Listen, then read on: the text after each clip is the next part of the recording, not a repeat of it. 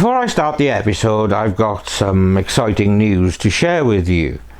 Mark your calendars for CrimeCon Manchester 2025, partnered by True Crime, and it's set to take place on the 27th of September 2025.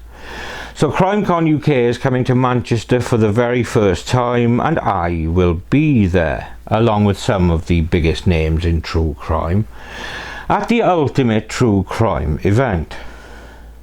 Whether you've been watching my content from the start or you've just started binging, this is your chance to meet me in person, share your theories, and maybe even uncover some new details behind some of the stories I cover. I'm beyond excited to meet you all and have no expectations that the reverse is true. But join me and the true crime community at CrimeCon Manchester, partnered by True Crime, the expert-led true crime channel, available across all platforms. Let's make this the most unforgettable CrimeCon yet. You will not want to miss it, and I truly hope to see you there. Now on with the episode. When a young person has experienced a difficult time during their youth, it's refreshing to see them make a break away from that environment and try to make their own way in the world without feeling the need to take things out on the world at large. Earlier this year, a young woman from Australia, making her first brave strides into adulthood, was trying to make a fresh start with a clean slate and had the world and her own future in front of her.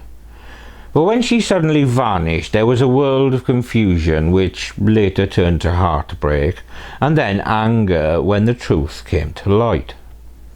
We're heading to Bundaberg in Queensland to look at the tragic disappearance of Phoebe Bishop. This is Murderers Crows.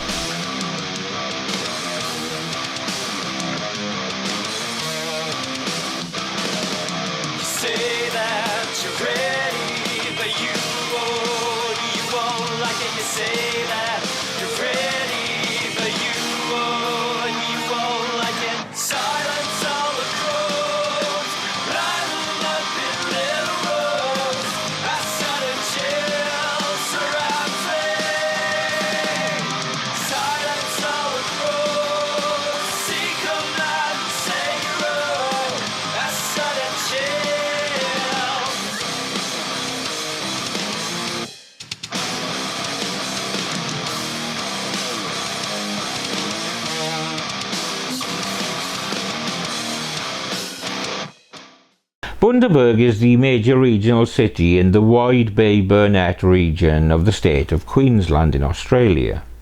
It's the 9th largest city in the state. The Bundaberg Central Business District is situated along the southern bank of the Burnett River, about 20 kilometres or 12 miles from its mouth at Burnett Heads, where it flows into the Coral Sea. The city is situated on a rich coastal plain, supporting one of the nation's most productive agricultural regions. The area of Bundaberg is the home of the Taribelang Bunda, Goreng Goreng, Gurang and Bailai peoples. The common nickname for Bundaberg is Bundi, although its history as a major sugar-producing region means that it is often referenced as the Rum City or Sugar City. The residents of the city are referred to colloquially as Bundabergians. In the 2021 census, the Bundaberg urban area had a population of 73,747 people. The district surveyor John Thompson Charlton designed the city layout in 1868, which planned for uniform square blocks with wide main streets and named it Bundaberg. Large sugarcane plantations were established throughout the 1880s, with industries of sugar mills, refineries, and rum distilleries that delivered prosperity to Bundaberg. These plantations used South Sea Islanders as indentured labourers, many of whom were blackbirded, a practice considered a form of slavery. This blackbirding trade relied on coercion, deception, and kidnapping to transport tens of thousands of indigenous people from islands in the Pacific Ocean to Australia and other European colonies, often to work on plantations in conditions similar to the Atlantic slave trade. These blackbirded people, known as Kanakas or South Sea Islanders, were taken from places such as Papua New Guinea, the Solomon Islands, Vanuatu, New Easter Island, the Gilbert Islands, Tuvalu, and the islands of the Bismarck Archipelago, amongst others. The trade was outlawed in 1904, with most South Sea Islanders deported by 1906. Major floods in 1942 and 1954 damaged the river, ending Bundaberg's role as a river port, and led to a new port at the mouth of the Burnett River. In the post-war era, Bundaberg continued to grow, with its wealth tied to its sugar industry. In 2013, Bundaberg experienced record flooding from Cyclone Oswald, which was the worst disaster in the city's history. The economy of Bundaberg today is based primarily on agriculture, forestry, fishing, and tourism, with a gross regional product at about $5.62 billion as of June 2023. Bundaberg also has a major distillery and brewery industry that exports to international markets. The city is served by the Port of Bundaberg and by the Bundaberg Airport, and it is Bundaberg Airport that will have a central role in today's story.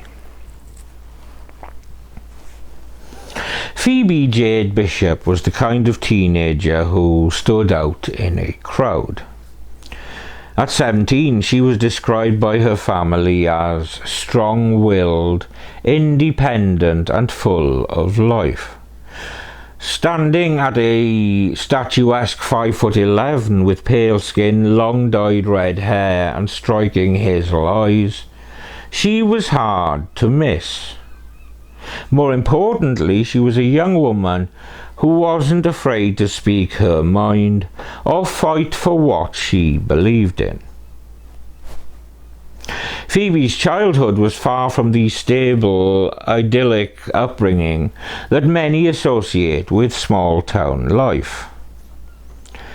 Though she spent time in the rural town of Gin, Queensland, a close-knit community of about 1,100 people, located roughly 50 kilometres west of Bundaberg, her early years were marked by constant upheaval.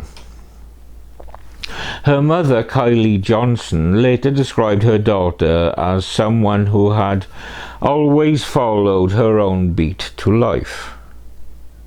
But this independence may have been born from necessity rather than choice.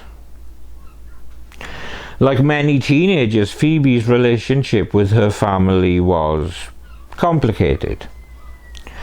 After what was described as a falling out with her mother, she had moved out of the family home and was living in a shared accommodation arrangement. This wasn't uncommon for teens in rural areas seeking independence, But Phoebe's living situation was far from typical. The 17-year-old had moved in with two adult housemates, 33-year-old Tanika Bromley and her 34-year-old partner James Wood. Now, while the significant age gap may have raised eyebrows, there was an existing connection between the families. Bromley had previously worked for Phoebe's mother, who owned and directed a business linked to Australia's National Disability Insurance Scheme. This prior employment relationship proved what seemed like a legitimate foundation for trust, making the arrangement appear much less concerning for Phoebe's family. This family link provided a sense of reassurance that wouldn't have been found had Phoebe moved in with strangers. Phoebe was enrolled at the Y School in Bundaberg, an alternative education program designed to support students who needed additional help or a different approach to learning. The school catered to young people who may not thrive in traditional educational settings, offering flexible programs and personalized support. So for Phoebe, who had experienced multiple moves between Queensland and New South Wales all throughout her childhood, along with various changes in family structure, this type of educational environment may have provided the stability and additional support and encouragement that she needed.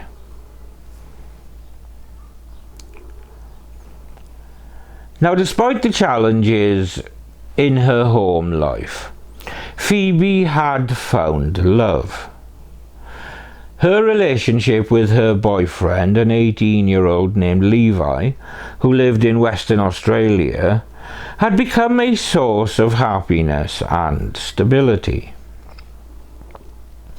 The couple had met during happier times, and their relationship had endured the challenges of long-distance separation.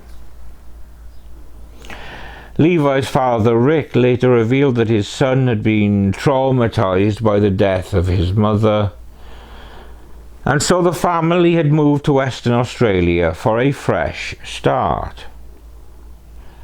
The young man had been eagerly anticipating Phoebe's visit, even purchasing a $1,000 Canon camera for her because she had expressed interest in photography. They had planned a camping trip to Esperance on Western Australia's south coast, envisioning a romantic getaway on the beach. Phoebe clearly had reasons to be positive and hopeful when looking to her future. But the weeks leading up to Phoebe's planned trip revealed a young woman who was struggling with her situation. And while she was holding on to hope for the future, her social media posts from this period painted a picture of someone dealing with emotional pain and of feeling out of place. One particularly poignant post showed a young girl sitting alone by a body of water, accompanied by the heartbreaking caption, "The hardest part about being the daughter that everyone's better off without and finds comfort away from home." Text messages that were uncovered during the later investigation revealed the depth of Phoebe's desperation to escape her living situation. In conversations with her aunt, she wrote, "I'm flying the fuck out of here to see my boyfriend, and I need to get out of this hellhole." When talking about her emotional state, she had reached out to her father about the possibility of living with him, only to receive a simple no. Her aunt, who was estranged from Phoebe's mother, would later provide insight into the instability that had characterized Phoebe's upbringing. She described a childhood marked by constant movement, back and forth between Queensland and New South Wales, frequent school changes, and a revolving door of stepfathers. This instability had created a young woman who was desperately seeking somewhere to belong, someone to depend on, and a future that offered more than the chaos of her past.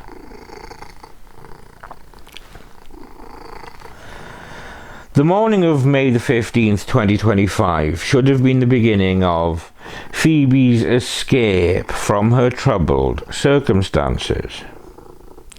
She had worked hard to save money for the trip, carefully planning every detail, and she was so looking forward to reuniting with Levi.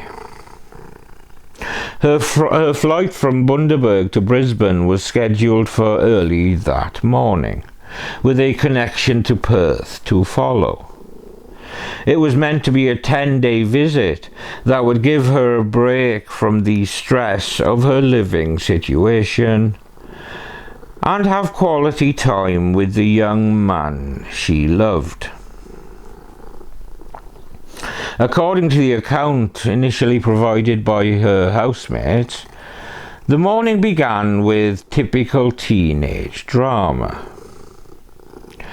James Wood later told media outlets that Phoebe had slept through her alarm and woke up in a panic about missing her flight. She was described as being furious and stressed about not having time to prepare properly for the journey.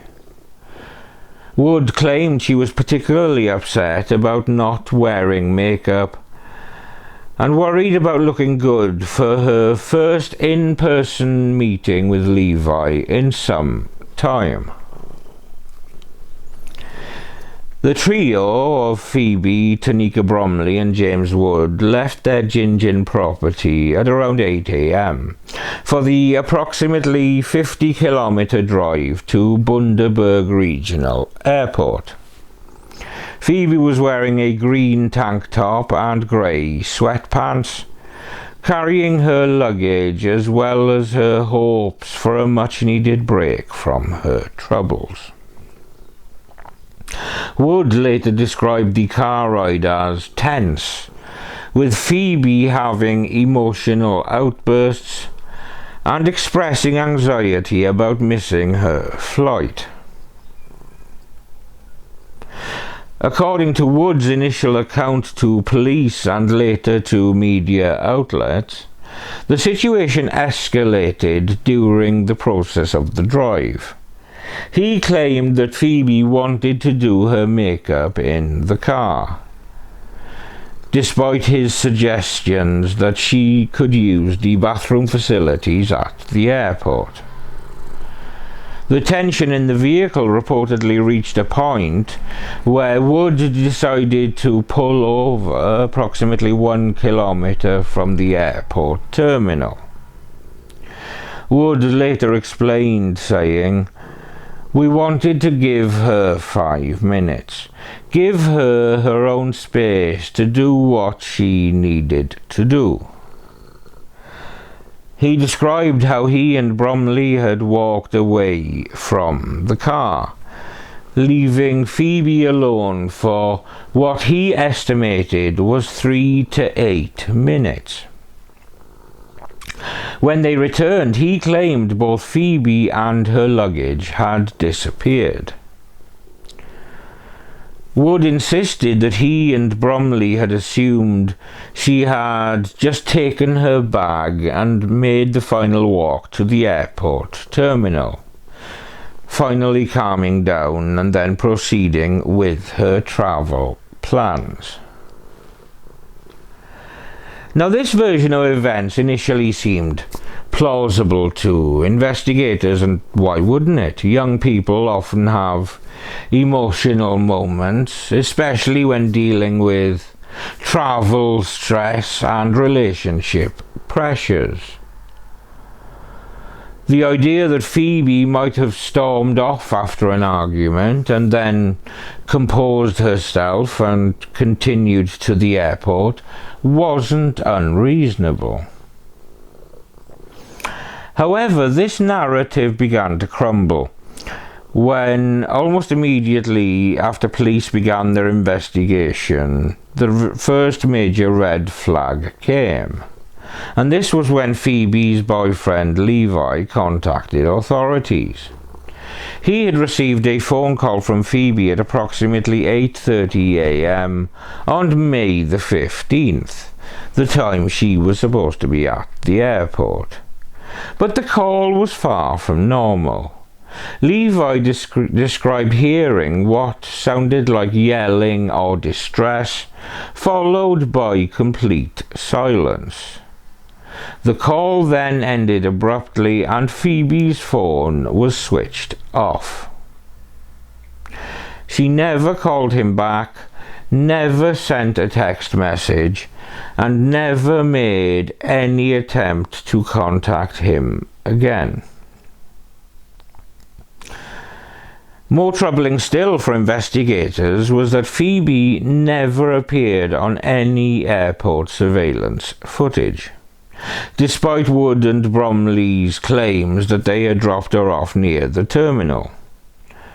There was no evidence she had ever approached the building. She didn't check in for her flight, she didn't print a boarding pass, and didn't pass through security. For a teenage girl who had been planning and saving for this trip, the idea that she would simply abandon it without explanation made no sense to those who knew her, or indeed to the investigators themselves. The investigation quickly revealed that Phoebe's disappearance was completely out of character. Her bank account showed no activity after May the 14th, the day before she vanished. Her social media accounts, which she had been active on regularly, all went silent. Her phone remained switched off, and none of her friends or family members heard from her.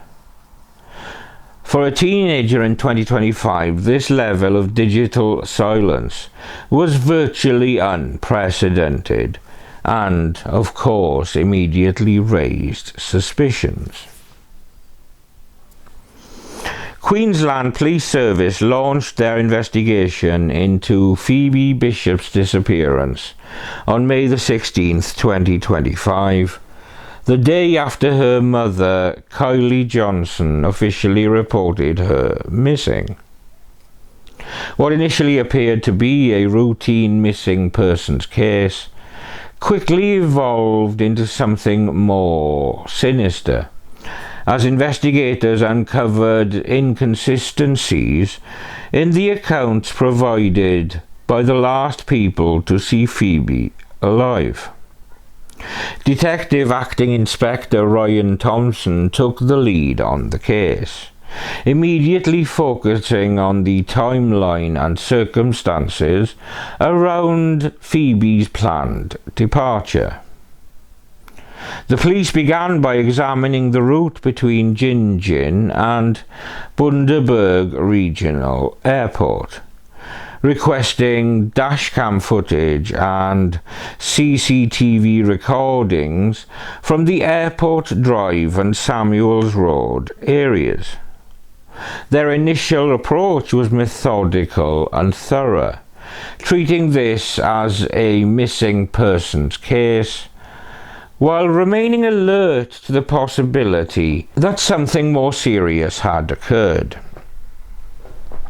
The breakthrough came when investigators examined surveillance footage from the airport area, and the evidence was damning. While James Wood and Tanika Bromley claimed they had dropped Phoebe off near the terminal around 8:30 a.m., surveillance cameras showed their grey Hyundai iX35 leaving the airport area at 10:30 a.m., a full 2 hours later than their stated timeline. More significantly, the vehicle was captured taking a back route away from the airport, heading towards rural scrubland rather than returning to Gingin as would have been expected. Further scrutiny of the surveillance footage revealed deliberate attempts to conceal the vehicle's identity. The Hyundai appeared in 2 different surveillance clips with 2 different license plates. Near the airport, it displayed plates reading 414EW3, but hours later, cameras near Gingin captured the same vehicle with plates reading 474BW8. And investigations found that the original plates had been altered using black electrical tape and maroon paint, with NSW handwritten in black ink over the original Queensland designation. Suspicious indeed. On May 21st, 2025, police made the decision to declare 2 locations as crime scenes. The Gingin property, where Phoebe had been living with Wood and Bromley, and the grey Hyundai iX35 that had allegedly transported her to the airport. This escalation signalled that investigators no longer viewed this as a simple missing persons case, but as a suspicious disappearance with potential criminal elements. But it was the search of the home that was to provide a huge shock for investigators. The house was described as filthy beyond comprehension, with garbage strewn throughout every room, rotting food, human feces on the walls, and razor blades scattered on the floor. The air was described as tasting dirty, and the smell was overwhelming. Neighbours had long complained about the property, describing it as a dump, with an abandoned school bus on the lawn covered in graffiti. Harrowing footage revealed the disgusting conditions that the young teen Phoebe Bishop was living in with her 2 alleged abductors. Perhaps most disturbingly, police discovered 4 dead dogs in the yard. Not buried, just left to decompose in the open air. There was no explanation for their deaths, and their presence added another layer of disturbing evidence to an already very disturbing scene.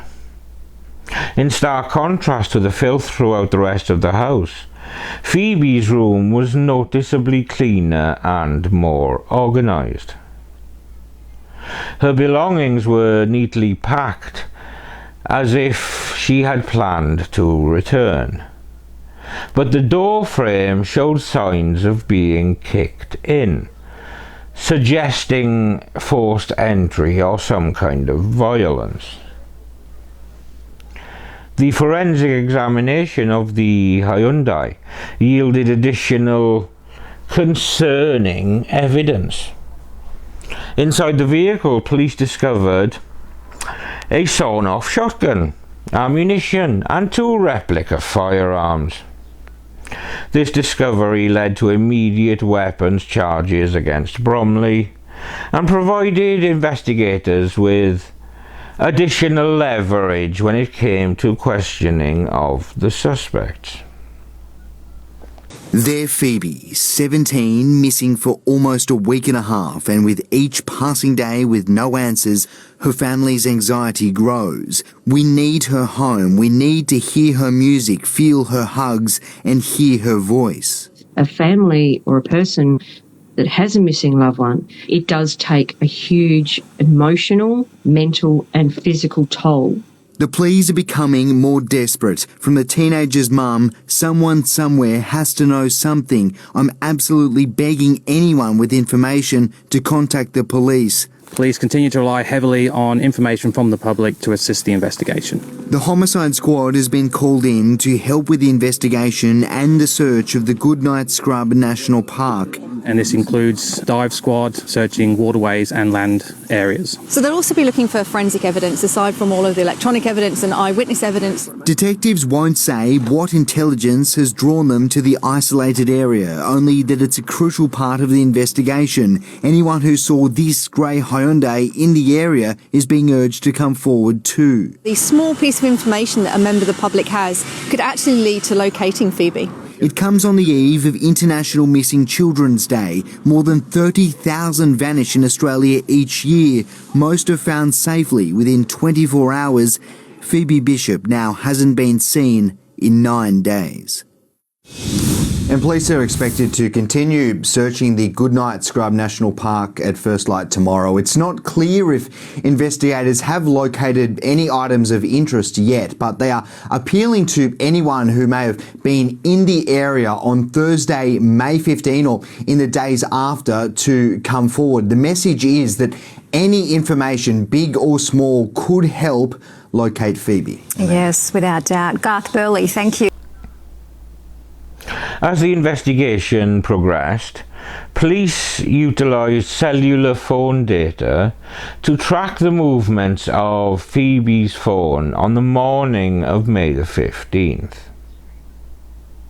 This digital evidence led them to focus their search efforts on Goodnight Scrub National Park, a dense and unforgiving wilderness area approximately 1 hour southwest of Bundaberg. The park, characterised by thick bushland and challenging terrain, became the centre of an intensive search operation involving cadaver dogs, drone technology, police helicopters, and State Emergency Service volunteers. This search of Goodnight Scrub National Park began on May the 23rd, 2025, with multiple agencies working together to comb through the extremely difficult terrain. Phone data indicated that Phoebe's device had pinged multiple times in the area, suggesting that both she and her phone had been present there at some point after her disappearance. And the search was methodical but challenging, with the dense vegetation and rough terrain making it difficult to cover much ground quickly.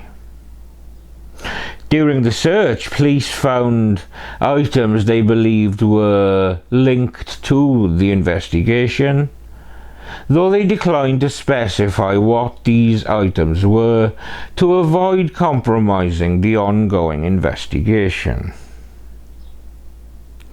Investigators also revealed that they believed some evidence might have been moved from the Goodnight Scrub area before police arrived, suggesting that the suspects had returned to the scene to either relocate or destroy evidence. On June the 4th, 2025, police announced that they were suspending the physical search of the national park, stating that they had covered the areas that had been indicated by the available evidence. But this was not an admission of defeat. Rather, it was a strategic decision to focus on other aspects of the investigation, while continuing to analyze the evidence that they had collated by that point. As the physical evidence mounted against them, investigators intensified their focus on the digital trail left by Phoebe's phone, along with the suspect's movements. Advanced forensic analysis of the cellular data provided investigators with more precise locations and timestamps that contradicted every aspect of Wood and Bromley's account. The phone data showed that Phoebe's device had travelled along the exact route captured by surveillance cameras, ending up in the remote Goodnight Scrub National Park area, nowhere near the airport terminal where she was supposed to have been dropped off.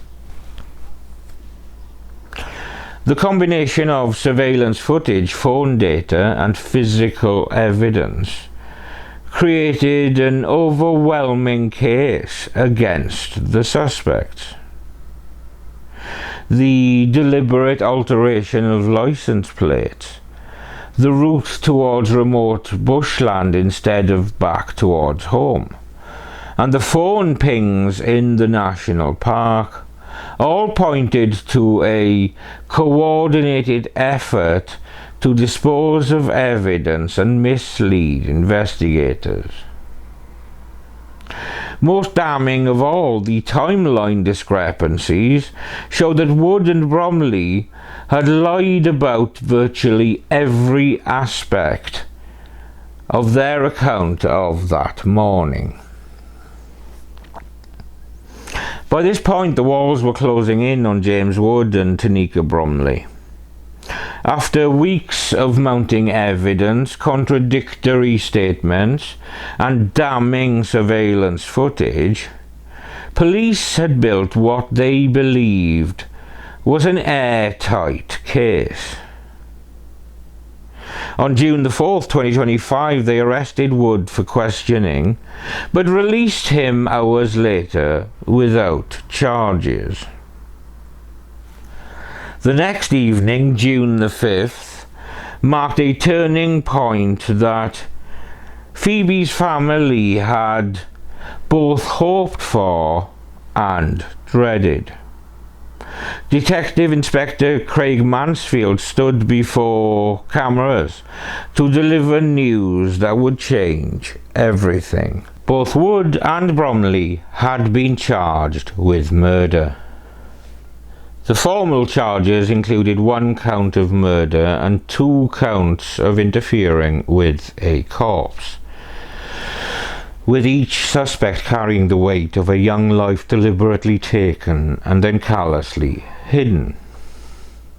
The dual interfering with a corpse charges told their own dark story. Mansfield explained that investigators believed that Phoebe's body had been moved multiple times after her death, painting a picture of desperate attempts to cover up the crime. The killers hadn't just taken her life, They had denied her family even the dignity of knowing where she lay. The police arrived to arrest the pair that evening between 6 and 7 p.m, with both appearing stunned by the charges. But despite the shock, they continued cooperating with investigators, while also quickly securing legal representation. The courthouse scene the following morning was heavy with emotion. June the 6th, 2025 brought the first glimpse of legal proceedings that would determine the fate of Phoebe's alleged killers. Marched from his cluttered caravan, James Wood realises just listen to me. His freedom is short-lived. Police never arrested on the side of Phoebe Bishop. Police seized and towed a four-wheel drive he'd been living out of. Forensic officers are analysing it for any signs of death. His girlfriend, Tanika Bromley, was also arrested at Bundaberg Police Station by detectives who tellingly called their alleged victim by her first name. Whilst we always hope to find Phoebe alive, our investigation as it progressed quite clearly showed us that was not going to be a viable outcome. The accused murderers weren't brought into the courtroom where Phoebe's sister was waiting. She was loved. She's missed dearly. 3 weeks is too long for us as a family and all of our friends. We just want a home. Phoebe vanished 22 days ago on her way to Bundaberg Airport. She never made it into the terminal.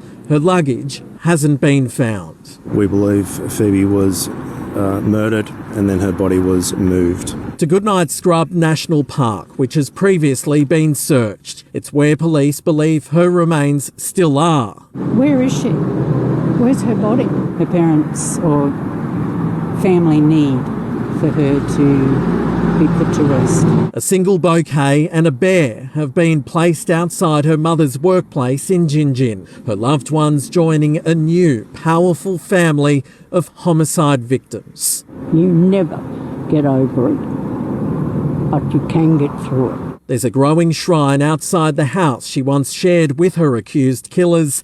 One note, "You grew your wings too early, beautiful girl." This case has generated worldwide attention, but nowhere more so than here in the Wide Bay, where Phoebe lived and died. Police have received more than 200 calls and tip-offs, but they need more. We're not finished with this investigation. Our focus has always been to bring Phoebe home. To her family, friends, and a community mourning a child. Michael. She was the girl who missed her flight and landed in the hearts of Australians. Tonight, we can take you inside the filthy home Phoebe Bishop shared with the people now accused of murdering her. It offers new insight into her final days and maybe why she was desperate to escape. Stepping into Gingin's House of Hell. This is just a hint of what will confront you behind this door. I can't prepare you enough for this. It's where Phoebe Bishop saw out her final days. The only thing worse than the squalor is the stench. My goodness. The free-spirited 17-year-old who lived away from family was subjected to absolute filth by her housemates and accused killers Tanika Bromley and James Wood. This was originally our bedroom. The landlord met his wife and started their family while living in this old Queenslander. For them, it was a place of joy, peace and comfort. For Phoebe, it brought suffering and sadness. It's not just what you see on top, it's what's underneath as well. In every corner of the house, there is rubbish, clothing. Items usually in cupboards litter floorboards, furniture and bench tops. So the sight is obviously one thing, but the smell, it's just unbelievable, isn't it? Yeah, the air tastes dirty and it smells just... I don't know how people can be breathing this. Dead dogs have been removed, but their excrement hasn't been. The feces are scattered throughout and they're everywhere. They're everywhere. They're on everything, under everything, they're everywhere. A rubbish dump's probably cleaner. While we were inside, there was a mouse just running on. doors are scarred, locks snapped off, damage that wasn't here before Bromley and Wood moved in. This was where Phoebe was staying. Out of respect to her family, we've chosen not to detail what was left behind in her room, but there are reminders of a life full of hope and promise. I can't understand how someone can live in conditions like this. Still sitting on the printer, posters alerting the public to Phoebe's disappearance, allegedly printed by Bromley and Wood, who are now charged with her murder. Tanika Bromley took out the lease 6 months ago. 7 News can reveal Tanika was actually about to be evicted from this home. It had failed its last inspection and she was given notice to leave, but it's then she cut off all contact with the property manager. The owner met her years ago and says she ticked all the boxes as a tenant. I'm shocked. It's not the person I remember. She never missed a rental payment until 10 days before Phoebe's disappearance. It's overwhelming what you see. Where do you even begin? What do you do? But his only thought now is for Phoebe and the future she won't have. I'm not even a victim compared to what's happened to her. And what police say she endured at the hands of people she once trusted enough to live under the same roof. Wood and Bromley didn't appear in person at Bundaberg Magistrates Court.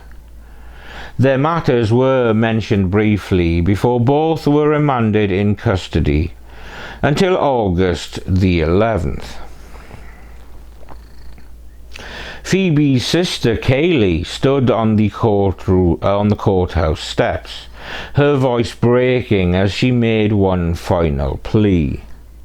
3 weeks is too long for us as a family and all of her friends. We just want her home. She was loved and she's missed dearly. Her words hung in the air, a reminder that beyond all of the legal processes and evidence gathering, a family was still searching for their daughter. But it was that same day that brought the discovery that everyone had been both dreading and hoping for. Deep in the unforgiving terrain of Goodnight Scrub National Park, a lone detective and his cadaver dog were conducting what felt like a final desperate search. They were examining areas that looked similar to previous search sites when the dog suddenly alerted. There, on a back road surrounded by dense bushland, lay the remains that would finally bring Phoebe home. A major development this morning in the disappearance of Queensland teen Phoebe Bishop, with human remains now found in the Goodnight Scrub National Park. It comes as her two housemates faced court yesterday, charged with murder and interfering with a corpse. For more, we are joined by former QPS Superintendent Jim Keogh on the Gold Coast. Morning to you, Jim. This is such a heartbreaking story. The remains are yet to be identified, but Phoebe's family have been notified. How long is it likely to take for them to identify the body? It will take some time. They'll certainly look, the forensic scientists will go over the body. Certainly there'll be some pathology people there as well to try and identify the DNA and link it up to Phoebe. Certainly some breakthrough also in the investigation. 2 people put before the courts charged with murder and interfere with the corpse on 2 occasions. And also we've got the situation now, like you say, of the human remains found in the nearby bushland at Gin Gin. So certainly the case is progressing rather rapidly now. The discovery was both heartbreaking and crucial. Police described it as an incredible stroke of luck. I know what they meant, but it not exactly lucky. Without this find, the case may have remained forever incomplete. The remains hadn't been buried, but just left on the surface. Almost like a final insult to the young woman whose life had been cut short. For investigators, it provided the physical evidence that would in turn strengthen their case. For Phoebe's family, it meant the agonising uncertainty could finally end. 11 days later, on June the 17th, forensic experts confirmed what everyone suspected, but no one wanted to hear. The remains did indeed belong to Phoebe Bishop. Well, Melissa, it's been nearly 2 weeks now since human remains were found in the Goodnight Scrub National Park just outside of Gingin as part of the search for Phoebe Bishop after her housemates were accused of her murder. Now, it was suspected those remains did belong to Phoebe, but that's only now been confirmed after extensive forensic work with DNA testing formally identifying the 17-year-old. An update Phoebe's family has told Nine News was devastating to receive. Now, Tanika Bromley and James Wood remain behind bars ahead of their next court date. They're both charged with murder as well as 2 counts each of interfering with a corpse. They'll be facing court on August 11. Police say their investigations do continue. Melissa, they are still searching for a number of items of interest and it's still urging anybody with information to come forward. Claire, thank you. The news understandably hit her family like a physical blow. The weeks of clinging to impossible hope were finally over, replaced by the devastating certainty that Phoebe was never coming home. And just when it seemed the case couldn't become even more complicated, July the 1st brought another arrest. Kieran Daniel Mittelhuser, aged 30, was charged as an accessory after the fact to murder, with police alleging that he had used Phoebe's own mobile phone to interfere with their investigation. Matt Johnston joins us. Matt, what do we know? Well, Ange, he's a 30-year-old man from Bundaberg. His name is Kieran Mittelhuser, and 10 News understands he has potential links to Phoebe Bishop's housemates, Tanika Bromley and James Wood, who we, of course, know have been charged with the 17-year-old's murder. It is understood that this 30-year-old man potentially was using Phoebe Bishop's mobile phone after she died. He has now been charged with 2 counts of accessory after the fact to her murder. It will be alleged, 10 News understands, that he was potentially trying to inform police or make them think, along with Phoebe's friends, that the 17-year-old was still alive. Of course, we now know that her housemates have been charged with her murder. They are alleged to have killed her near the Bundaberg airport just minutes before she was due to arrive there for a flight to Western Australia. Her body was then found around an hour away in dense scrubland several weeks later. Now, Ange, as we go to air this afternoon, this man is in police custody. He's expected to face a magistrate in Bundaberg a little later today. Meanwhile, the 2 housemates do remain in custody, of course, charged with murder. Throughout the proceedings, Detective Inspector Mansfield maintained that police understood why Phoebe had been killed, though he refused to reveal the motive publicly. The investigation had uncovered enough evidence to satisfy prosecutors, even though many other questions remain unanswered about Phoebe's final hours.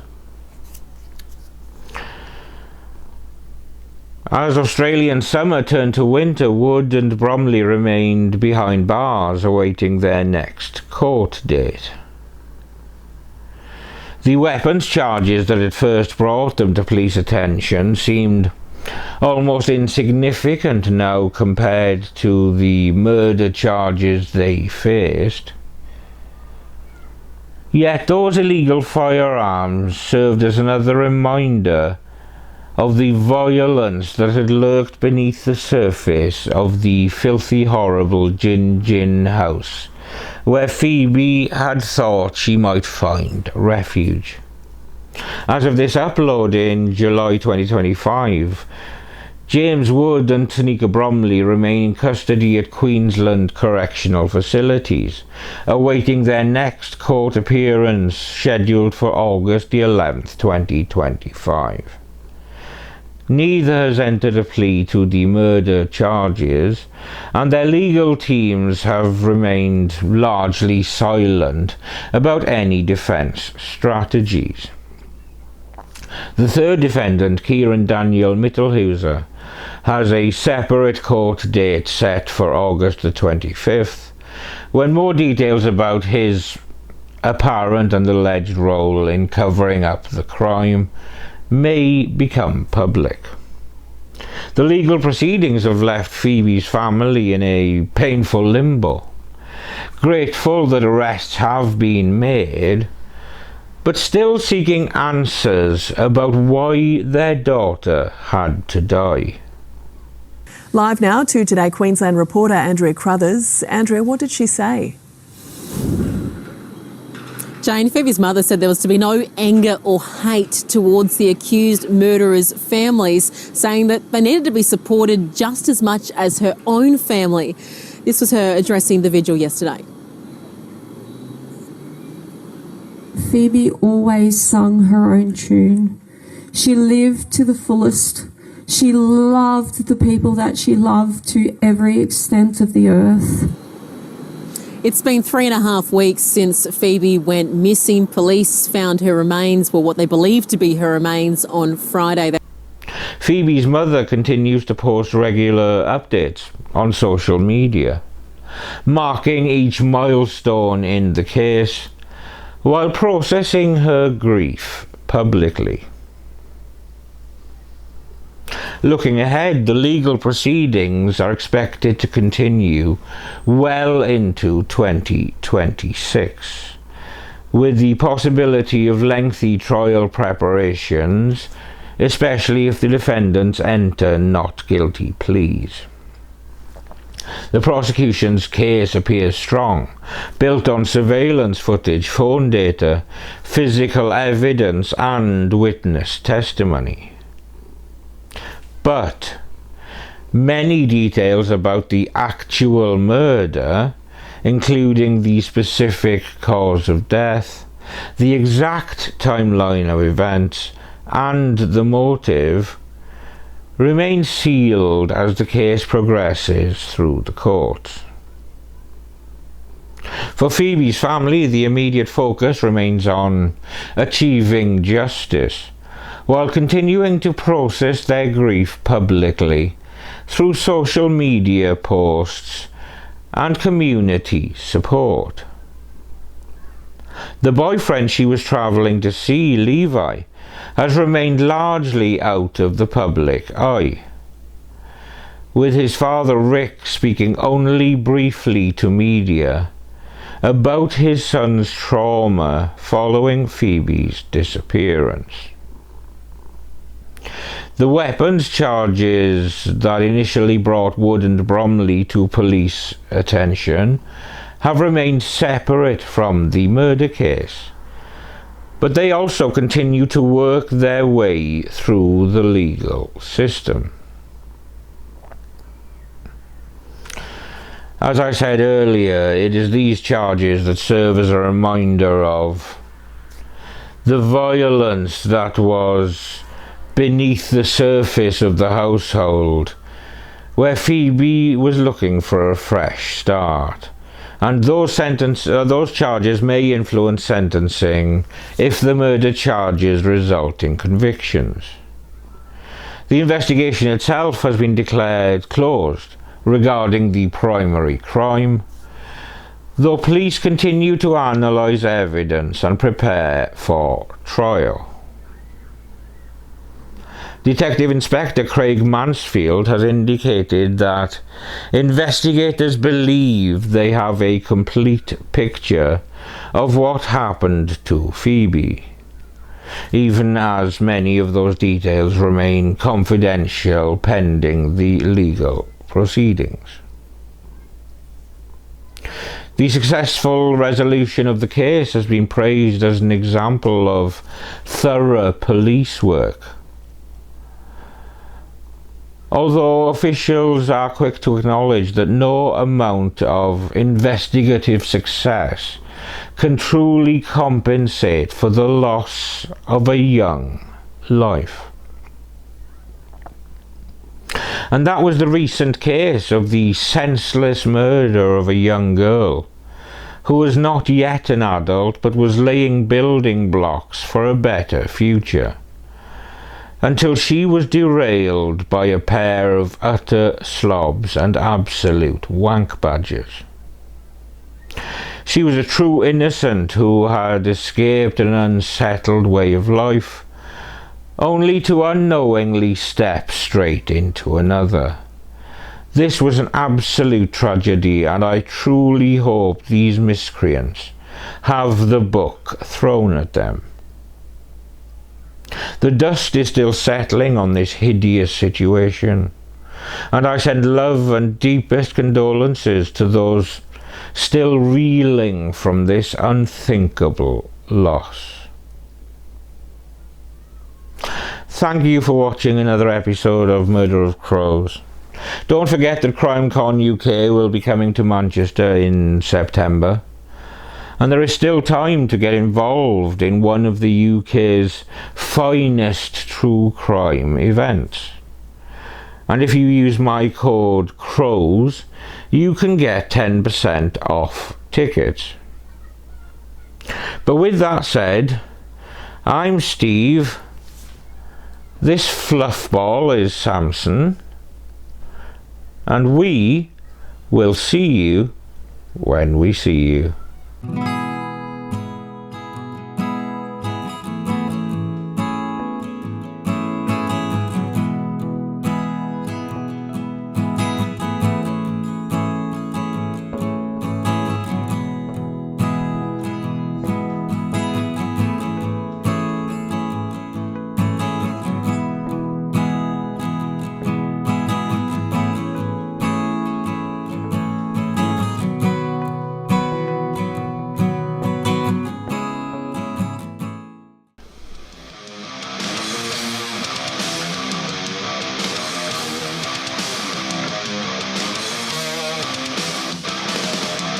Say that you're ready, but you won't like it. You say that